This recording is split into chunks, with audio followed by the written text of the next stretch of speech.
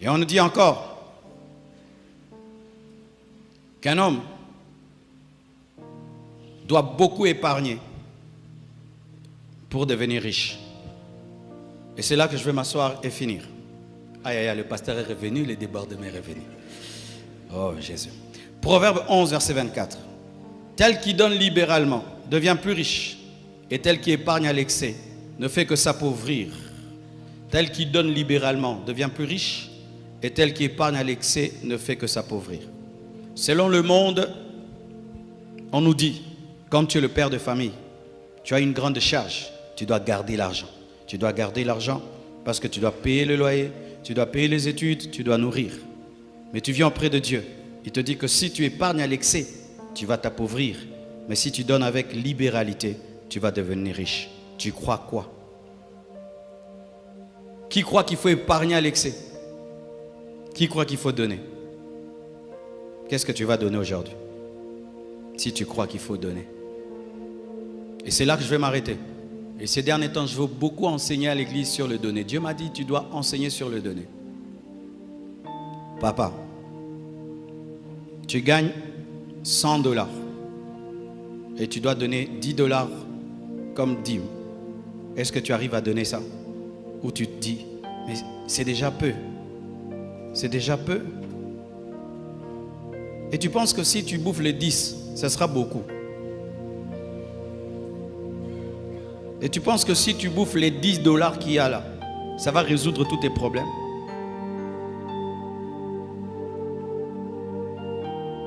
Est-ce que tu as la pensée de la libéralité?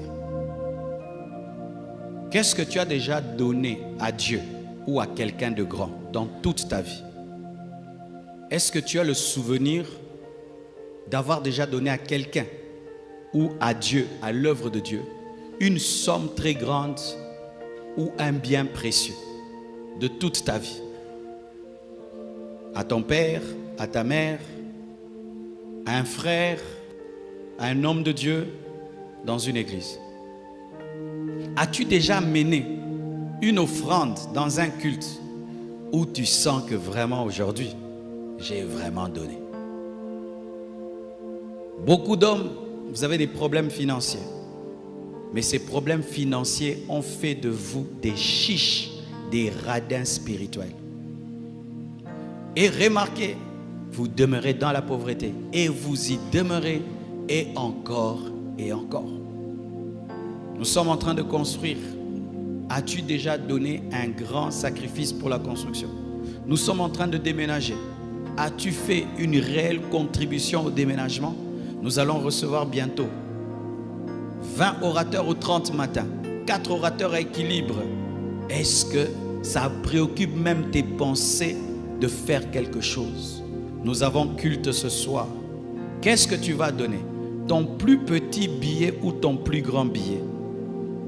Qu'est-ce que tu vas donner ce soir? Ton plus petit billet ou ton plus grand billet? Je viens du Burundi. J'ai causé avec un homme de Dieu, l'homme de Dieu qui m'avait reçu précédemment. Il m'a dit, tu sais, Dieu a béni l'église. Maintenant, nous sommes à 600 membres. Là-bas, 600 membres, c'est beaucoup. Et Dieu m'a mis au large. Et tu sais, tu m'avais donné qu'un seul secret. Que tu ne donnes jamais à Dieu en deçà d'une certaine somme. Et moi aussi, j'ai dit, Dieu, moi aussi, je te promets, quand je donne l'offrande, je ne donnerai jamais moins que cette somme-là. Même si je traverse des moments difficiles, je donne toujours cette somme-là ou plus. Et aujourd'hui, Dieu m'a béni. Tu vas dans des restaurants chics, mais ici, quand tu donnes, est-ce que ça équivaut les restaurants chics? As-tu déjà donné à Dieu 100 000 $? Il y a déjà des gens dans cette église qui ont déjà donné à Dieu 100 000 $. Dans cette église. As-tu déjà donné à Dieu 70 000 $? Il y a quelqu'un qui a déjà donné dans cette église 70 000 $. As-tu déjà donné à Dieu 50 000 $? Il y a quelqu'un dans cette église qui a déjà donné 50 000 $. Un Congolais, pas un blanc. Oh, l'argent vient de l'Europe. Non, ici, 50 000 $. As-tu déjà donné à Dieu 30 000 $? Il y a des gens dans cette église qui ont déjà donné à Dieu 30 000 $. 10 000 $, il y en a. 5 000, il y en a. 2 000, il y en a. 1 000, il y en a. Parce que souvent, pourquoi je te parle des gens qui ont déjà? Parce que souvent, quand des tels montants commencent à monter dans ton cœur, tu te dis, est-ce que quelqu'un peut déjà donner? Je te dis, il y a déjà des gens qui ont déjà donné ça. Mes frères et sœurs, lorsque Dieu veut t'amener au succès, il te donne des directives. Et quand tu les refuses, tu restes à la case de départ. Et aujourd'hui, Dieu veut vous bénir financièrement. Aujourd'hui, tu mettras dans le panier des offrandes ton plus grand billet. Ton plus grand billet. Parce que comment tu peux dire que tu aimes Dieu, tu fais des cultes, tu rentres, seulement tu chantes, tu danses, ton argent tu sors avec. Comment? Les musulmans ne font pas ça. Les occultistes ne font pas ça. Seulement nous. Des miettes et des miettes dans les paniers. Des miettes et des miettes. Des miettes et des miettes. Et des miettes et des miettes. Tu prends une moto, elle te dépose le reste. C'est ce que tu vas mettre ici. Tu prends un taxi, le reste, c'est ce que tu vas mettre ici. Tu prépares ta veste, ta chaussure, jamais l'offrande. Tu cherches l'offrande en plein culte. Mais tu prépares la veste. La sortie dimanche avec la famille, tu as déjà préparé le montant. La sortie au restaurant après le culte, tu as déjà le montant. Mais le montant que tu vas donner, non. Si seulement quand tu vas mettre la main dans la poche, c'est que tu tiendras là, c'est ce que tu donneras. Est-ce que même tu donnes tes dîmes? Tes dîmes, tu as 5 années de vol, 10 ans de vol. Et tu veux que Dieu te bénisse. Frères et sœurs, il fut un temps, j'étais un pasteur pauvre. J'avais un problème de renouvellement de l'intelligence en matière d'offrande. J'avais l'onction, les miracles, les prodiges. L'église grandissait. Mais après le culte, je restais debout devant l'église pour avoir un taxi. Et quand même j'avais un taxi, j'étais incapable même de louer un taxi. J'entrais devant à deux personnes, ne pouvant même pas m'acheter une voiture de $1000. Et je priais, je demandais, jusqu'à ce qu'un jour j'aille dans une église. C'était le temps des offrandes. J'ai vu l'homme de Dieu sortir une offrande. Alors j'ai compris que je jouais. Et un jour, ce qui a tout déclenché, mes frères, on a reçu un groupe musical français. Ils ont prêché, chanté. C'était l'heure de leur bénir. Et l'église n'avait pas suffisamment donné. Et je trouvais qu'on ne pouvait pas leur donner une telle somme d'argent. L'Esprit me dira de donner tout ce que j'avais dans ma caisse, tout ce que j'avais dans ma maison, et de leur donner. Tu t'imagines, tu as des enfants, tu as une femme. Et j'en ai parlé à ma femme, elle a accepté. On a vidé tout ce qu'on avait. On a donné à ces hommes. Et ils ont prié pour nous, ils sont partis. Frère, des fois ta vie peut être bloquée, rien que par un manque de direction. Et une offrande peut ouvrir la direction. Ah oui, Corneille, la Bible dit, tes aumônes et tes prières, sont arrivées jusqu'à Dieu. Et un ange est descendu à cause des prières et des aumônes. Et l'Esprit me montre à ma femme d'ailleurs, qu'on était dans une maison, un salon, rempli de chocolat. Et quelqu'un prenait un seul chocolat, nous donnait. Et j'ai reçu la révélation. Et on a appliqué la révélation.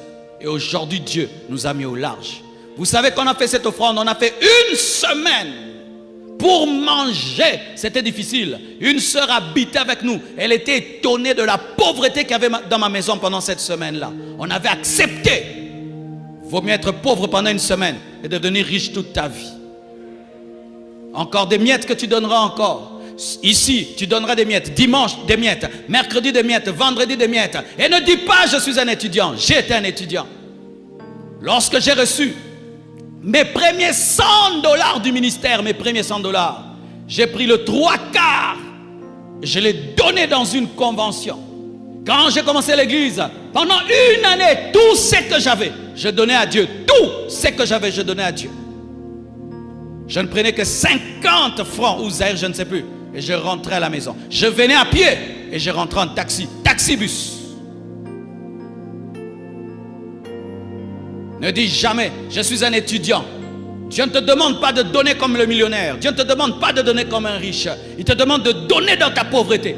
D'ailleurs, même, l'une des offrandes les plus acceptées, valorisées dans la Bible, c'est l'offrande d'une veuve. Lorsque Élie devait être nourri, il a été envoyé chez une veuve qui devait tout donner chez la veuve. Pas seulement chez la Sunamite Élisée, mais on parle aussi de la veuve de Sarepta. Lorsqu'Israël a quitté l'Égypte et ils sont entrés dans le désert, malgré le désert, Dieu a demandé une offrande dans le désert. Quel manque de pitié! Non, c'est ça la révélation pour entrer dans la richesse. Mais si tout le temps tu présentes ta pauvreté, tu seras toujours pauvre. Comment Dieu va te donner de l'argent alors que toi-même tu es dominé par l'argent? Comment Dieu peut te donner de l'argent alors que tu es cupide? Comment Dieu peut te donner l'argent et tu ne peux pas te débarrasser de l'argent? Parce que lorsque nous donnons à Dieu, c'est alors que nous prouvons que nous avons dominé la cupidité. Lorsque tu peux prendre une voiture, tu donnes. Dieu voit que la voiture ne te dit rien. Lorsque tu peux donner une maison, Dieu voit que la maison ne te dit rien. Lorsque tu peux prendre une somme d'argent, Dieu voit que l'argent ne te dit rien. Ne dis jamais que toi tu n'aimes pas l'argent si tu ne donnes pas l'argent. Ne dis jamais ça. Des gens qui aiment critiquer. Oh, les hommes de Dieu, toi-même tu ne donnes pas, tu es un cupide. Prouve-moi ton manque de cupidité en donnant à Dieu des choses qui te font mal. Tu as demandé le travail à Dieu, il t'a donné. Qu'est-ce que toi tu lui donnes? Tu as demandé des bénédictions à Dieu, il te les a données. Qu'est-ce que tu donnes? Toute ta vie, ce n'est que de l'ingratitude. Toute ta vie, ce n'est que du vol. Et c'est que je prêche. Je ne le prêche pas pour la fin de la convention. Oh, il dit ça et puis on va donner, c'est fini. Non, fais-en un principe de ta vie. Un principe de ta vie. Pendant que je suis venu dans ce culte, je suis venu avec cette offrande-là. Et je le fais. Je le fais au premier culte, au deuxième, au troisième. Frères, sœurs, sinon, vous aurez des bénédictions dans les autres domaines. Mais pour ce qui est des finances, l'argent ne va pas vous respecter. L'argent ne va pas t'honorer. Dieu ne va pas te donner ça parce que tu adores ça. Tu adores ça. Dieu te demande 10 $. Tu n'arrives pas à donner. Et tu es même en colère pour 10 $. Maintenant, Dieu va te donner des millions.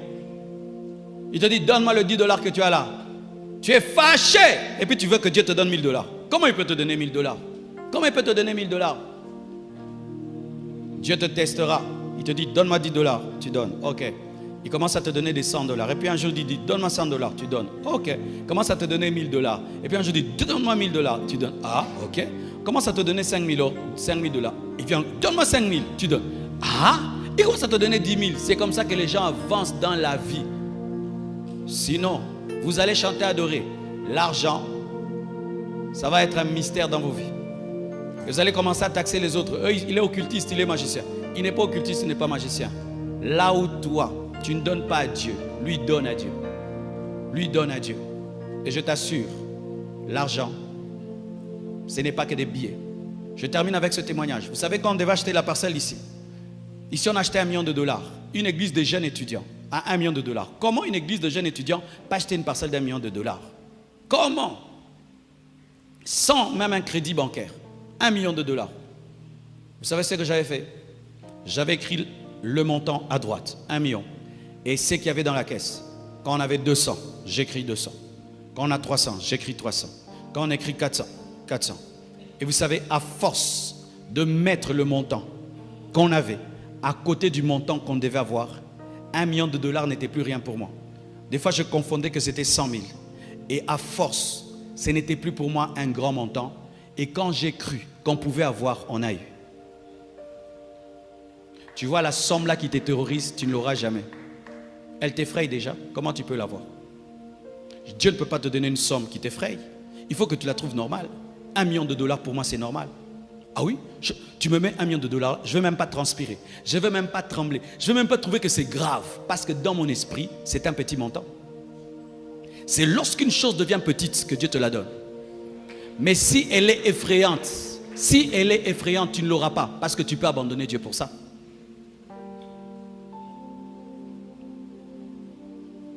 Arrêtez de donner à Dieu des choses que vous ne pouvez pas donner au pasteur. Frère, l'offrande que tu as préparée là, tu peux me donner ça? L'offrande que tu as préparée. Si je dis, ne donne pas, donne-moi ça. Tu peux me donner ça? Tu ne vas pas me donner. Mais c'est ce que tu vas donner à Dieu. Si je disais, non, aujourd'hui, donnez-moi seulement ça. Tu vas mettre ça ici? Tu ne vas pas mettre ça ici. Mais tu vas mettre ça là pour Dieu. Donc je suis plus que Dieu. Quand j'ai compris ça, j'ai dit c'est grave. Si tu reçois une autorité chez toi, tu vas acheter du jus. Je ne sais pas si les jus coûtent combien. Ça coûte combien les jus CRS? 5 000. Si je viens chez toi, tu vas acheter le jus CRS. Mais tu ne peux pas prendre une offrande de 5 000 donnée à Dieu. Vous voyez des petites choses comme ça. C'est pourquoi l'argent, beaucoup de chrétiens sont pauvres. Sont pauvres. Et quand j'ai rencontré des chrétiens qui pour eux les voitures, beaucoup d'argent c'était rien, je me suis rendu compte qu'il y a des hommes qui existent sur cette terre qui peuvent se défaire d'une chose parce que Dieu a parlé. Qui peuvent te donner une somme d'argent. Dernièrement, une femme vient de très loin. Elle m'a donné beaucoup d'argent. Elle dit, elle a quitté l'Europe. Elle dit, Dieu m'a dit de te donner. Quand je reçois, Dieu m'a dit, tu vois dans cet argent que tu as reçu, il y a tel homme de Dieu qui a besoin d'une voiture. Toi, si tu prends, tu lui donnes qu'il achète la voiture. Je l'appelle, je lui donne. Et puis Dieu m'a dit, j'aime ton cœur. Vie chrétienne, ça ne s'arrête pas danser, chanter. Non. Vous avez des grands projets. Si tu crois que ce grand projet va arriver, pourquoi tu ne donnes pas l'offrande de ce qui arrivera? Seigneur, je crois que tu feras de moi ceci en signe de foi. Je fais cela. Salomon, on dit qu'il était riche. Mais voyez l'offrande qu'il a donnée. David, les offrandes qu'il donnait à Dieu. Comment des fois nous pouvons être nombreux comme ça? Quand le diacre donne les comptabilités des offrandes, on croirait une église de 500 personnes. Pourquoi? Parce que les gens laissent des miettes. Quand on compte l'argent derrière là-bas, il faut voir comment plein de 500 francs, plein de 500 francs, plein de 500 francs. Le temps des offrandes n'est plus un temps d'adoration. C'est devenu un temps de mépriser Dieu, d'offenser Dieu. Comment Dieu t'a béni comme il t'a béni? Tu donnes l'offrande comme un étudiant. Un étudiant donne même mieux que toi. Ta femme donne même l'argent plus que toi. Alors que c'est toi qui lui donnes l'argent, mais ta femme, elle donne à Dieu plus que toi.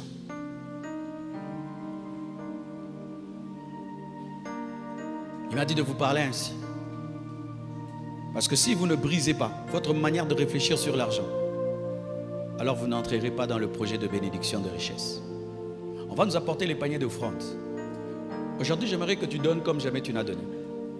Que tu donnes le plus grand billet que tu as. Et si tu n'as que des petits billets, tu donnes beaucoup aujourd'hui.